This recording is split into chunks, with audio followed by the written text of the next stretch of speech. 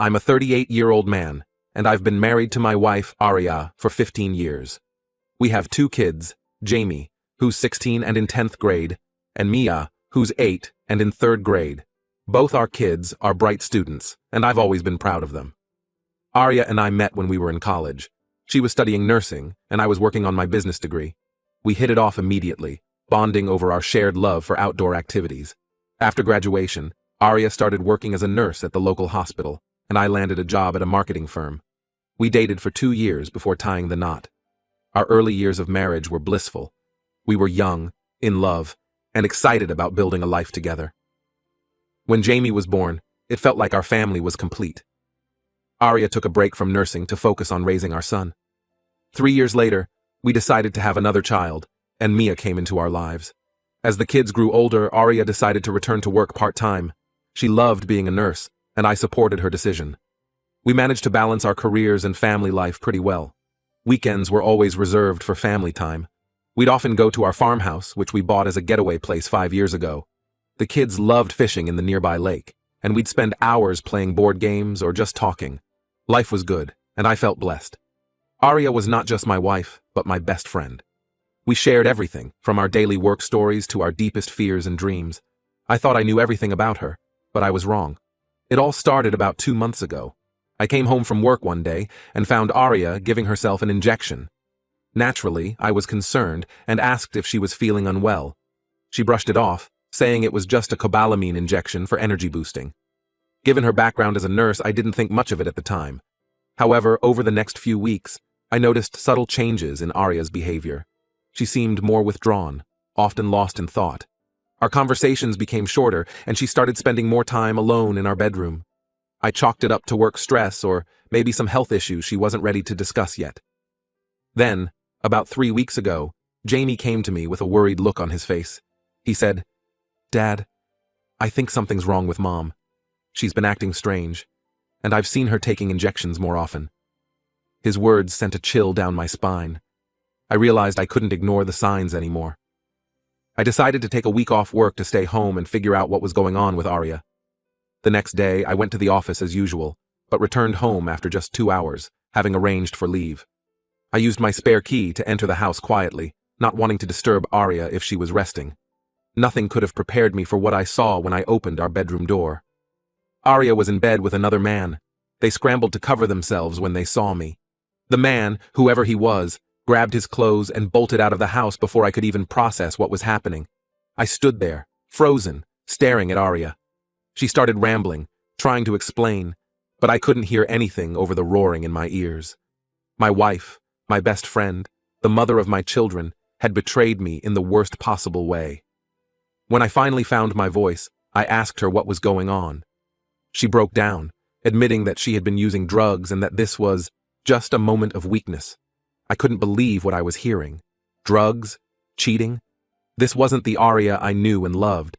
She told me that the injections I'd seen her taking weren't medications but drugs. I felt sick to my stomach. How long had this been going on? How could I have been so blind? Then she dropped another bombshell. She was pregnant. She claimed the baby was mine, but given what I'd just witnessed, I couldn't trust anything she said anymore.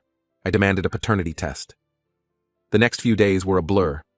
I moved into the guest room, unable to look at Arya without feeling a mix of anger, betrayal, and heartbreak.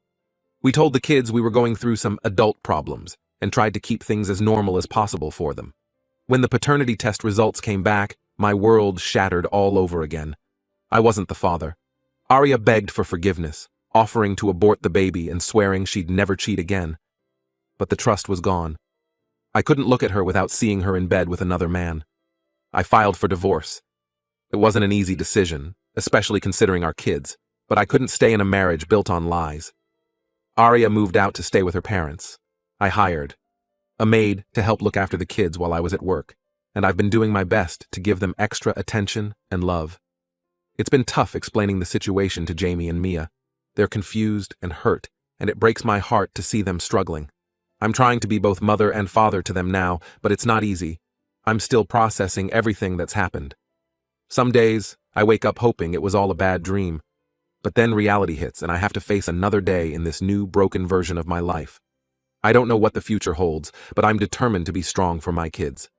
They're my priority now, and I'll do whatever it takes to make sure they feel loved and secure. As for Arya, I don't know if I'll ever be able to forgive her. Right now, I'm just focused on getting through each day and rebuilding our lives, one step at a time.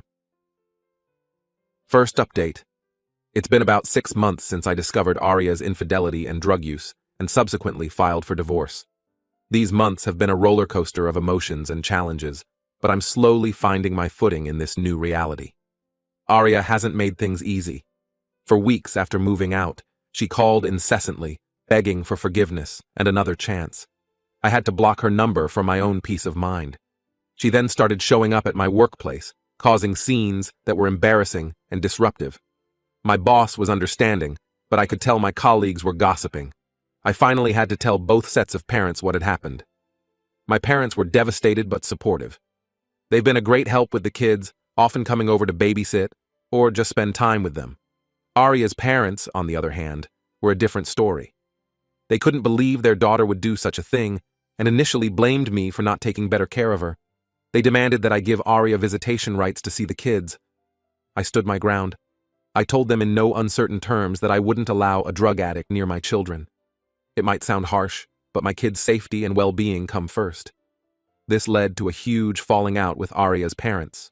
They've cut off all communication with me and my family. The kids have been struggling, especially Mia. She doesn't fully understand why her mom isn't around anymore.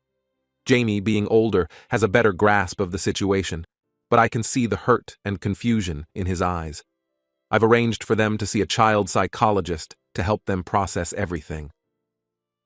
One night, about 2 months ago, things took a turn for the worse. I was helping Mia with her homework when we heard a loud crash from the living room. I rushed out to find Arya had broken in through a window. She was clearly high, her eyes wild and unfocused. She started screaming that she wanted to see her kids. I immediately called the police while trying to keep Arya away from the kids' rooms. She became more agitated, yelling obscenities and accusing me of turning the kids against her. Jamie and Mia, woken by the commotion, came out of their rooms. The look of shock and fear on their faces when they saw their mother in that state is something I'll never forget. When the police arrived, Arya tried to fight them off. They had to restrain her to get her out of the house. The kids were terrified, and it took hours to calm them down. That night, as I held my crying daughter and tried to comfort my shaken son, I knew I had to take more drastic measures. The next day, I filed for a restraining order against Arya. It was granted given the break-in and her erratic behavior. I also hired a security company to install a better alarm system and cameras around the house. It saddened me that I had to take such steps against the woman I once loved, but I had to protect my children. This incident, as traumatic as it was, seemed to be a turning point for the kids. They started to understand why I had to keep their mother away. Jamie, in particular, has become more protective of Mia and helps out more around the house. I've thrown myself into being the best single dad I can be. I've learned to braid Mia's hair. YouTube tutorials are a lifesaver, and I never miss Jamie's soccer games. We have a new routine now: family movie nights on Fridays, pancake breakfasts on Saturdays, and long walks in the park on Sundays. It's not the life I imagined, but we're making it work. Work has been understanding, allowing me to have a more flexible schedule. I'm grateful for that, as it allows me to be there for the kids more. I've also joined a support group for single parents, which has been helpful. It's comforting to know I'm not alone in this struggle. As for my personal life, I'm not ready to even think about dating again. My focus is entirely on my kids and healing. Some friends have suggested I try therapy, but I'm not there yet. For now, I'm taking it one day at a time, trying to rebuild our lives and find a new normal. The road ahead is still long and uncertain, but I'm determined to make it through for my kids. They deserve all the love and stability I can give them. And slowly, day by day, we're healing and moving forward. Second update. It's been a year since my world turned upside down, and I'm writing this update from a place I never thought I'd be. A place of cautious hope. About 3 months ago, I received a call from Arya's sister. She informed me that Arya had finally agreed to enter a rehabilitation program. The news stirred up a mix of emotions: relief, anger, sadness, and a tiny flicker of hope. Not hope for reconciliation, but hope that maybe, just maybe, my kids might one day have a healthy relationship with their mother. I decided not to tell the kids about Arya's rehab immediately. They were just starting to settle into our new normal. and I didn't want to disrupt that fragile peace. Jamie had joined the school's debate team and was thriving. Mia had made new friends in her art class and was always excited to show me her latest creations. Seeing them smile again was the best part of my days. Then, about a month ago, something unexpected happened. I ran into Emily, one of Aria's closest friends, at the grocery store. I hadn't seen or spoken to her since the divorce. She asked if we could talk, and against my better judgment, I agreed to meet her for coffee. What Emily told me shook me to my core. She revealed that the man Aria had cheated with was her ex-boyfriend from college. Apparently, Aria had bumped into him while shopping about a year and a half ago. Emily, racked with guilt, admitted that she had encouraged Aria to reconnect with her ex. I was stunned. "Why would you do that?" I asked, struggling to keep my voice down in the crowded cafe. Emily's next words left me speechless. With tears in her eyes, she confessed that she had always had feelings for me. She thought that if Aria strayed, it might give her a chance with me. She never imagined it would lead to drug addiction and the destruction of our family. I left the cafe in a daze, my mind reeling from this new information. Part of me was furious with Emily for her role in this mess. Another part of me pitied her for carrying this guilt for so long, but mostly, I felt a renewed sense of loss for the life we once had. That night, after the kids were in bed, I allowed myself to really think about Aria for the first time in months. I remembered the good times, our first date, our wedding day, the births of our children. I found myself missing the woman she used to be, the life we had built together. But then I remembered the betrayal, the lies, the drugs, and I knew that there was no going back. The next day, I decided it was time to tell the kids about their mother's rehab. I sat them down after dinner and gently explained the situation.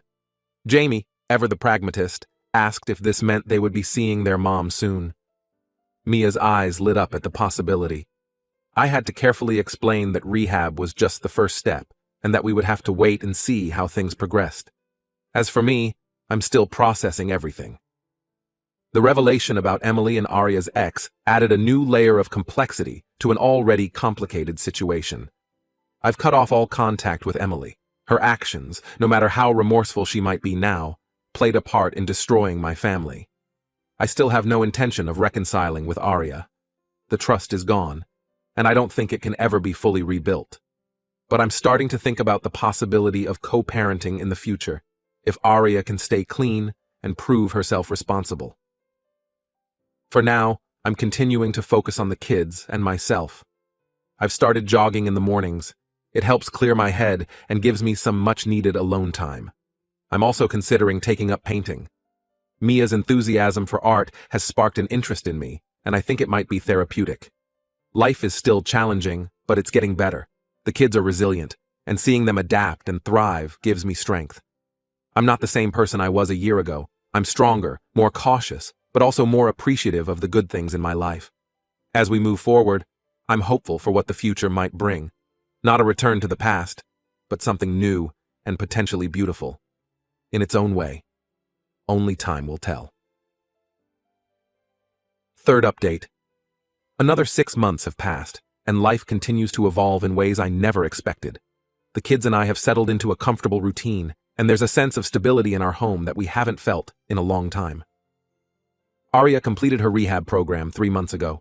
Her counselor reached out to me about establishing supervised visitations with the kids. After much consideration and discussions with Jamie and Mia, we agreed to give it a try. The first visit was tense. We met at a neutral location, a family counseling center. Aria looked better than she had in years. Clear-eyed, healthy, and nervous. The kids were a mix of excitement and apprehension. Jamie tried to act cool and distant, but I could see the emotion in his eyes. Mia, on the other hand, ran straight into her mother's arms. As I watched them interact, I felt a complex swirl of emotions. There was relief that Aria seemed to be doing better, sadness for the time lost, and a lingering anger that I'm still working through. But seeing the joy on Mia's face and the carefully hidden hope in Jamie's eyes, I knew we were doing the right thing. We've had a few more visits since then, always supervised. Aria is trying hard to rebuild her relationship with the kids. She's sober now, attending NA meetings regularly, and seems committed to her recovery. It's a day-by-day process, and I'm cautiously optimistic. As for me, I've started painting classes. It's become a form of therapy I never knew I needed. There's something cathartic about putting brush to canvas, creating something new from a blank slate. Mia loves that we can paint together now, and even Jamie has shown interest in learning. Work has been going well. I recently got a promotion, which has been both challenging and rewarding. The extra income has allowed me to start a college fund for the kids, something Arya and I had always talked about but never got around to doing. I've also started dating again, tentatively. Nothing serious yet, just coffee meetups and casual dinners. It feels strange to be back in the dating world after so many years, but it's also exciting. I'm rediscovering parts of myself that had been dormant for a long time. The kids have been supportive of me dating, especially Jamie. He told me the other day, "Dad, you deserve to be happy too." It nearly brought me to tears. Sometimes I forget how grown up he's becoming. Mia is thriving in school. Her art teacher has recommended her for a gifted program, and she's over the moon about it. Jamie is starting to think about colleges. It's hard to believe he'll be leaving for university in a couple of years. As for Arya, we're learning to co-parent. It's not always easy, and there are still moments of tension and old hurts that surface. But we're both committed to putting the kids first. She's found a job at a local clinic, working part-time as she continues her recovery. Looking back on the past year and a half, it's amazing how much has changed. There were days I didn't think I'd make it through the nights when the pain and anger felt overwhelming. But here we are, moving forward, healing. Life isn't perfect. There are still challenges and difficult days, but there's also laughter in our home again, hope for the future, and a sense of peace that I thought we'd lost forever. I've learned a lot through this journey, about resilience, forgiveness, both for others and myself, and the incredible strength of family bonds. Our family looks different now than it did 2 years ago, but in many ways, it's stronger. As I sit here writing this update, I can hear Mia laughing at some silly joke Jamie just told. They're in the living room, working on a puzzle together, something we've started doing as a family on weekends. It's these small moments that remind me how far we've come. I don't know what the future holds. Arya's recovery is ongoing, and we're taking things one day at a time with the co-parenting arrangement. My own journey of healing and self-discovery continues, but for the first time in a long time, I'm excited about what's to come. To anyone out there going through something similar, hang in there. It gets better. It may not be the life you planned, but there can be beauty and joy in the new path you forge. Trust in yourself. Focus on what truly matters, and don't be afraid to lean on others when you need support. Thank you all for your kind words and support throughout this journey. Your encouragement has meant more than you know. Here's to new beginnings and the strength we find in life's unexpected turns.